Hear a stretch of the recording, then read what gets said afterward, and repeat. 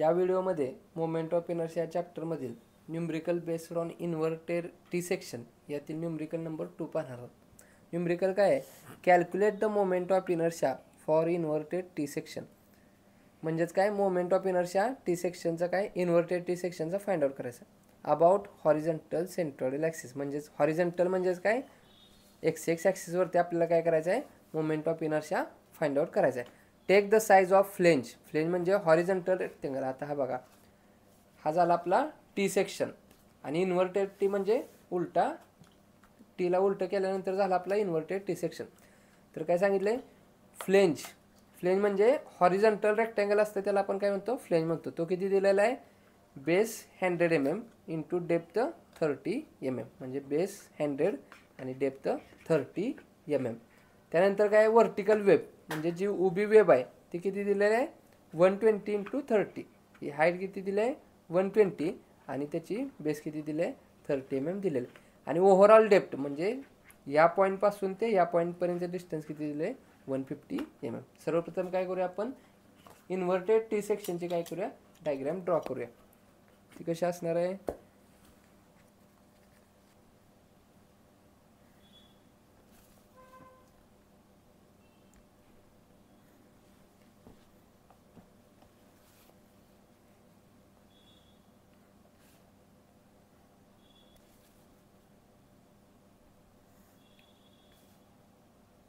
हा झाला आपला इन्व्हर्टेड टी. आणि डायमेन्शन काय काय दिले ते आपण काय करूया, तर लिहूया.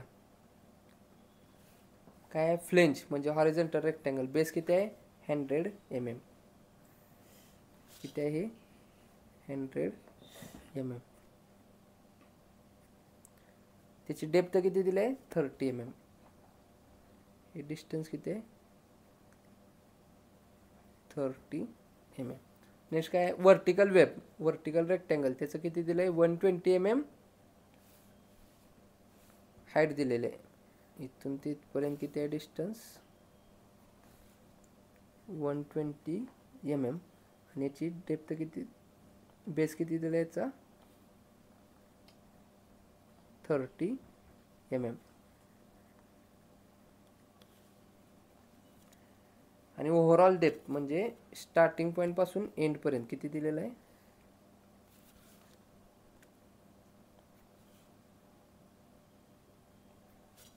150 mm. आता असं चेक करून बघा, हे 120 प्लस हे 30 किती झालं, 150. म्हणजेच बराबर आपली जी काय डायग्रामची जी काय आपण मेजरमेंट घेतलेलं आहे ते काय करेक्ट आहे. आपल्याला मोमेंट ऑफ इनर्शिया कुठं फाइंड आउट करायला सांगितले, हॉरिझॉन्टल सेंट्रॉइडल ॲक्सिस. म्हणजे हा इन्व्हर्टेड टी आहे, त्याचा सेंट्रॉइड कुठं तरी येणार, तिथं आपल्याला काय करायचं आहे, एक्स ॲक्सिस. हॉरिझॉन्टल म्हणजेच एक्स ॲक्सिसवरती काय करायचं, आपल्याला moment of inertia find out करायचं आहे. जर आपल्याला याचा एक्स ॲक्सिस फाइंड आउट करायचं असेल तर आपल्याला काय करायला लागतं, वाय बार डिस्टन्स फाइंड आउट करावं लागतं. मग काय करूया आपण, पहिल्यांदा वाय बार डिस्टन्स फाइंड आउट करण्याचा प्रयत्न करूया. वाय बार कसा काढतो रे, सेंट्रॉइडल ॲक्सिसचा फॉर्म्युला आपण व्हिडिओ नंबर 1 मध्ये पाहिलेला आहे. त्याचं व्हिडिओची लिंक मी डिस्क्रिप्शनमध्ये ठेवतो, तिथून तुम्ही पाहू शकता. वाय बार कसा काढतो, A1Y1 plus A2Y2 divided by A1 plus A2. हा इन्व्हर्टेड टी किती, 2 रेक्टँगल पासून बनलेला आहे म्हणून A1Y1 प्लस A2Y2. जर जास्त बदला असते तर पुढे अजून व्हॅल्यू वाढल्या असत्या. तर बघा, हा 1 नंबरचा रेक्टँगल आणि हा 2 नंबरचा रेक्टँगल. काय करूया, ह्या रेक्टँगलचे सेंट्रॉइड फाइंड आउट करण्याचा प्रयत्न करूया. आता बघा, हा रेक्टँगल इथं बघा, इथून ते इथपर्यंत हा रेक्टँगल, याचा सेंट्रॉइड कुठे येणार, बरोबर हाफ डिस्टन्सवरती. जेवढा एरियावरती आहे तेवढाच एरिया खाली असला काय होणार, सेंटरला येणार. सिमिलरली लेफ्ट साईडला जेवढा आहे तेवढाच राईटला येणार. म्हणजेच काय होणार, याचा सेंट्रॉइड बरोबर इथं निम्म्यात आणि याच्या निम्म्यात काय होणार आहे, आपला सेंट्रॉइड येणार. याला आपण काय म्हणणार, G1. ते डिस्टन्स देऊया आपण, किती किती डिस्टन्स येणार हे डिस्टन्स देऊया.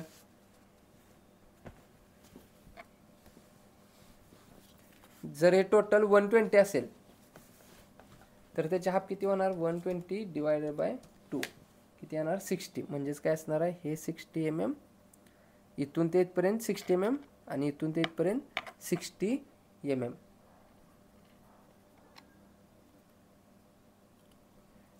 नेक्स्ट हॉरिझॉन्टल टोटल किती आहे 30 आहे, तर काय होणार इथून 15 इथून 50वरती काय होणार आपलं सेंट्रॉइडल असणार आहे. म्हणजेच हे 15 आणि हे 15 mm. सिमिलरली या रेक्टँगलसाठी बघा ह्याच्या हाफवरती एक्स ॲक्सिस, ह्याच्या हाफवरती वाय ॲक्सिस येणार. म्हणजेच काय होणार रे इथं आणि ह्या हाफला G2 येणार. तर हे डिस्टन्स किती असणार, टोटल जर 100 असेल तर काय होणार हे 50-50 डिस्टन्स येणार.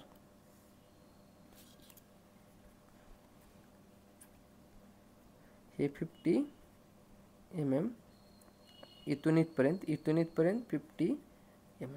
टोटल वर्टिकल 30 असेल तर हाफ किती येणार 15.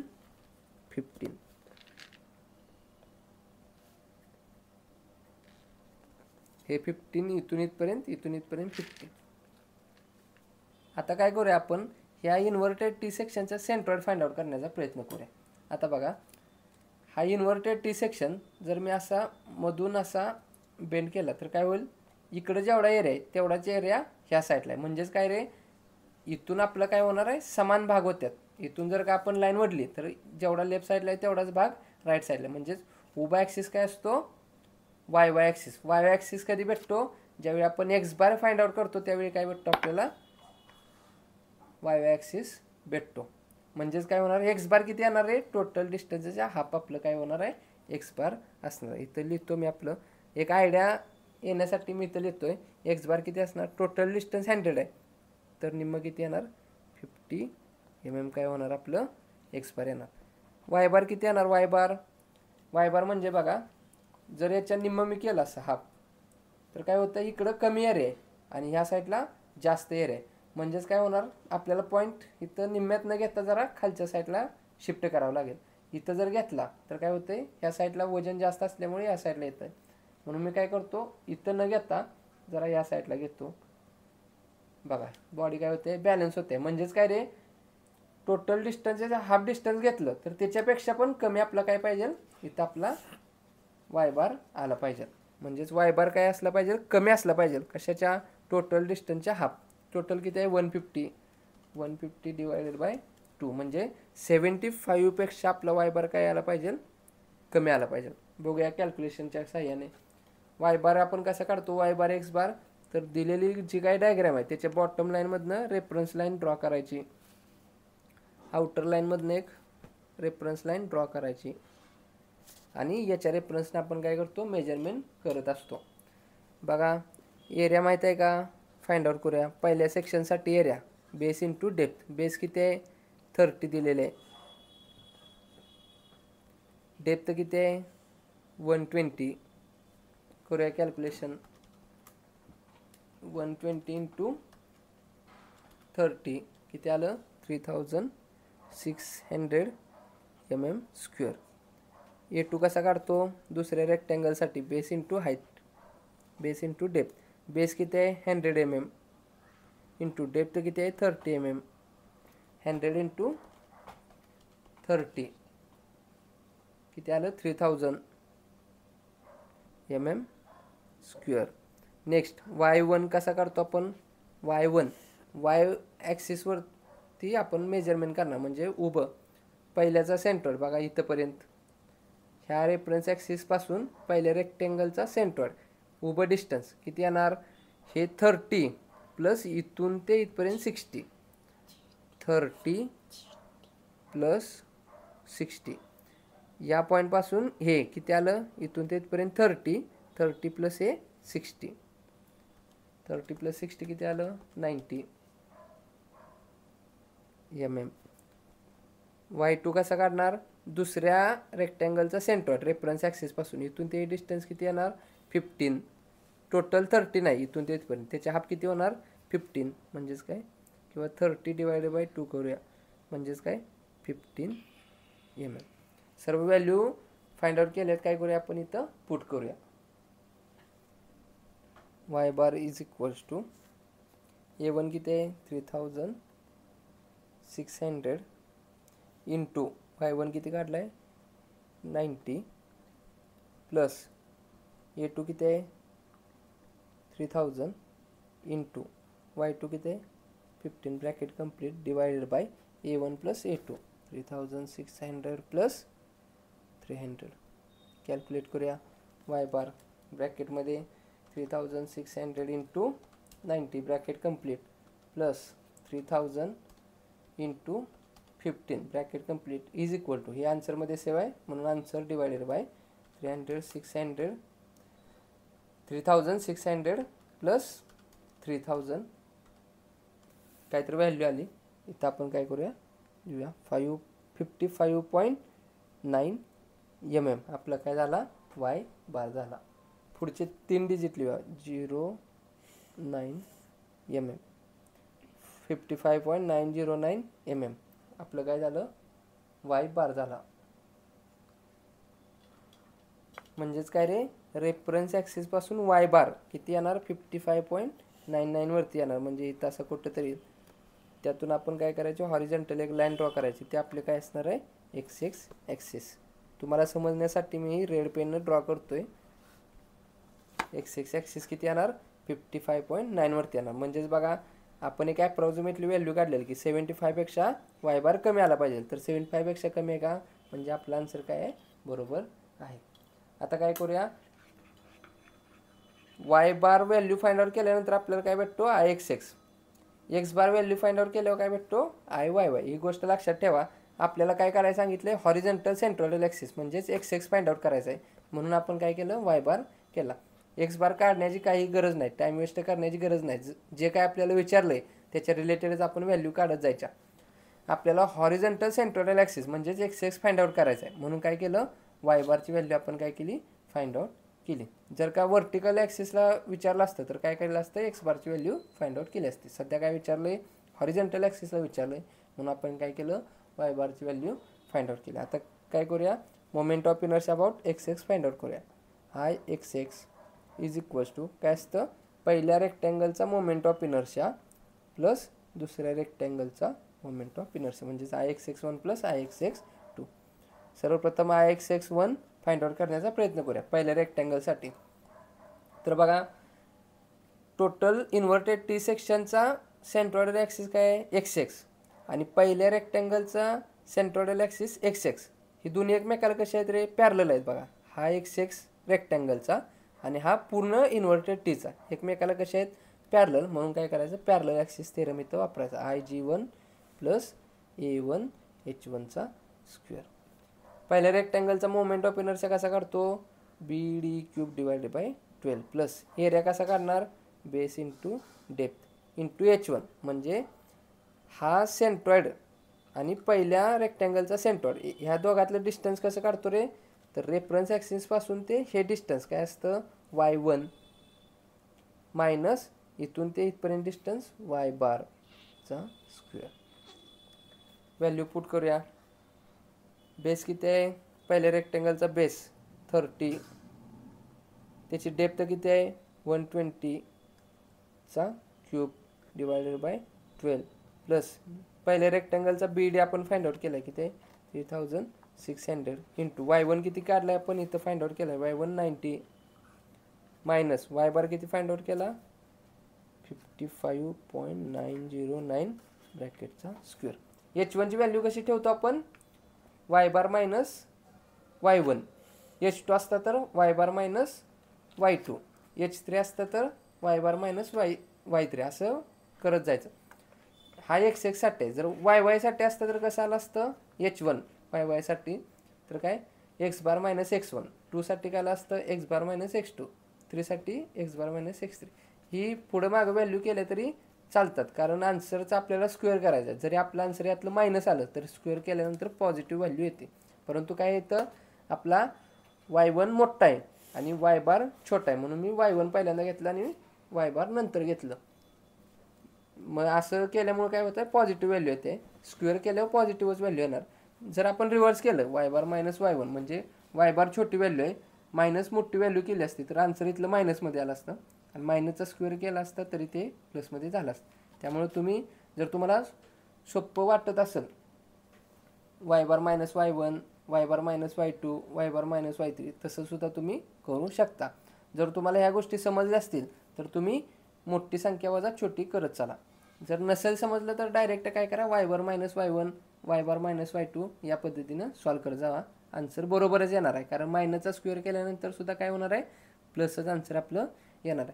सध्या मी काय करतो, वाय वन मोठा असल्यामुळं स्टार्टिंगला घेतलं, वाय बार छोटा असल्यामुळं नेक्स्ट घेतलं. व्हॅल्यू पुट केल्या. मी डायरेक्ट आन्सर सॉल्व करतोय. जर तुम्हाला डायरेक्ट जमत नसेल तर छोटे छोटे छोटे टर्म घेत आन्सर सॉल्व करत चला. तर बघा आता पहिल्या ब्रॅकेटमध्ये 90 मायनस 55.909 ब्रॅकेटचा स्क्वेअर इज इक्वल टू, आन्सरमध्ये व्हॅल्यू सेव्ह झाली, इंटू 3600 इज इक्वल्स टू, आन्सरमध्ये ती व्हॅल्यू सेव्ह झाली, प्लस 30 इंटू 120चा cube bracket complete divided by 12. काय तर व्हॅल्यू आली, फार मोठी आहे, त्याला छोटी करण्यासाठी ENG बटन शिफ्ट करतो. 8.5039, 39 म्हणजेच काय 40 आली, 40 म्हणजे 4 लिहितो, into 10 to the power 6. Unit काय असणार आहे, mm⁴, म्हणजेच IXX1 किती आला, 8.504 into 10 to the power 6 mm⁴. Similarly IXX2 find out करूया. IXX2 इज इक्वल्स टू, ही बघा हा XX ॲक्सिस आणि दुसऱ्या रेक्टँगलचा XX ॲक्सिस एकमेकाला कसे आहेत, पॅरलल आहेत. हा इन्व्हर्टेड टीचा ॲक्सिस आणि दुसऱ्याचा XX ॲक्सिस एकमेकाला पॅरलल असल्यामुळे आपण काय करणार, इथं पॅरलल ॲक्सिस थेरम वापरणार. IG2 plus A2 into H2चा square. दुसऱ्या रेक्टँगलसाठी मोमेंट ऑफ इनर्शिया कसा काढतो, BD cube divided by 12 plus दुसऱ्या जर रेक्टँगलचा एरिया कसा काढतो, base into depth into height. कशी काढणार आता, इथून ते इथपर्यंतची हाईट म्हणजेच काय, इथून ते इथपर्यंत टोटल मायनस हे डिस्टन्स म्हणजेच काय, वाय बार मायनस Y2, इथून ते इथपर्यंत डिस्टन्स Y2 ब्रॅकेटचा स्क्वेअर. व्हॅल्यू पुट करूया. बेस किती आहे दुसऱ्या रेक्टँगलचा 100, डेप्थ किती आहे 30चा क्यूब डिवायडेड बाय 12 प्लस दुसऱ्याचा एरिया पण इथं काढलेला आहे, तो डायरेक्ट लिहितो 3000 इंटू वाय बार किती काढला आहे आपण 55.909 सॉरी मायनस Y2 किती काढला आपण 15चा square. Direct answer find out करतो. डायरेक्ट जमत असेल डायरेक्ट करा, नाही तर छोट्या छोट्या टर्मचं कॅल्क्युलेशन करून ॲड इंटू करत चला. मी डायरेक्ट करतो 55.909 मायनस 15 ब्रॅकेट कंप्लीटचा स्क्वेअर. हे आन्सरमध्ये सेव्ह झालं, इंटू 3000 इज इक्वल टू, आन्सरमध्ये सेव्ह आहे, प्लस 100 इंटू 30चा cube bracket complete divided by 12 bracket complete. काहीतरी आन्सर आलं, मोठे आहे, त्याला छोटी करण्यासाठी ENG बटन प्रेस केलं. 5.245 into 10 to the power 6 mm⁴. IXX1 IXX2 find out केला. आता काय करूया आपण, दोघांचे ॲडिशन करूया. IXX is equals to IXX1 plus IXX2. IXX1 किती आला 8.504 into 10 to the power 6 plus 5.245 into 10 to the power 6. दोघांचे ॲडिशन करूया. पहिल्या ब्रॅकेटमध्ये बघा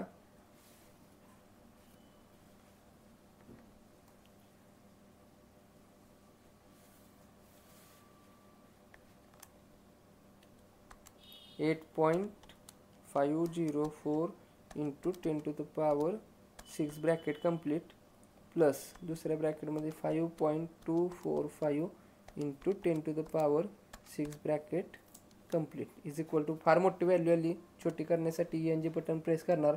आन्सर किती आलं 13.749, 49 म्हणजेच 55 into 10 to the power 6 mm⁴.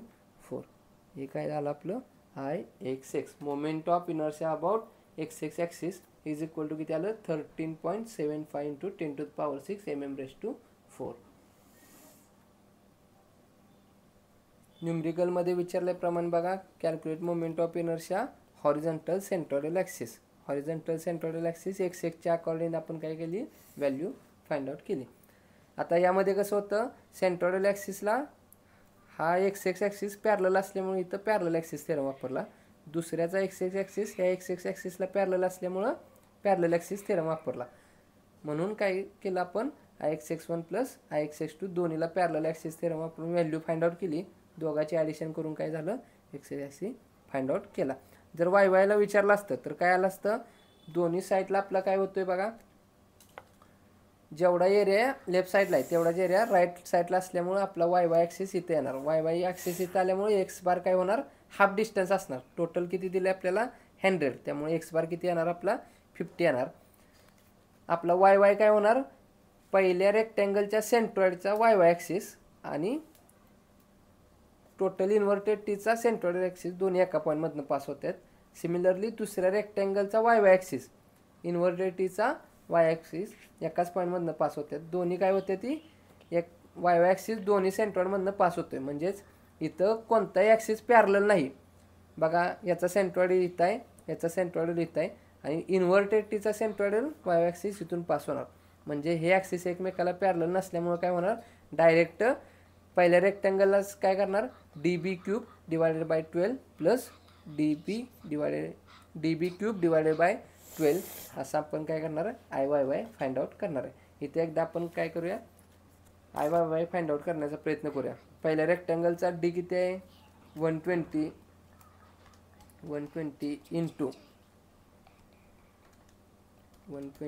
Into हा D. B किती आहे, 30चा क्यूब डिवायडेड बाय 12 प्लस इथं आपल्याला A1 H1 करायची गरज नाही, कारण हे एकमेकाला पॅरलल नाही. डायरेक्ट आपला IYY काय होतोय, याच्या सेंट्रॉइडमधनं पास होतोय. म्हणून काय करायचं, direct moment of inertia find out करायची. नेक्स्ट दुसऱ्या रेक्टँगलसाठी D किती आहे, 30 इंटू बेस किती आहे, 100चा cube bracket complete divided by 12. म्हणजे हे काय असणार आहे, आपलं मोठी संख्या आहे त्याला छोटी करण्यासाठी ENG. हा आपला काय येणार, या रेक्टँगलचा IY व्हॅल्यू येणार. पण आपल्याला फक्त काय विचारलं आहे, IXX विचारल्यामुळे काय केलं आपण, IXX फाइंड आउट केलं. IYY विचारलं असतं तर या पद्धतीनं आपण काय केलं असतं, IYY व्हॅल्यू फाइंड आउट केली असते. हा न्यूमरिकल जर तुम्हाला आवडला असेल तर नक्की व्हिडिओला लाईक करा. अजून आपल्या कट्टा इंजिनियर्स या चॅनलला जर सबस्क्राईब केलं नसेल तर सबस्क्राईब करून समोरील बेल आयकॉन दाबा, जेणेकरून असेच नवनवीन व्हिडिओ तुम्हाला पाहता येतील. धन्यवाद.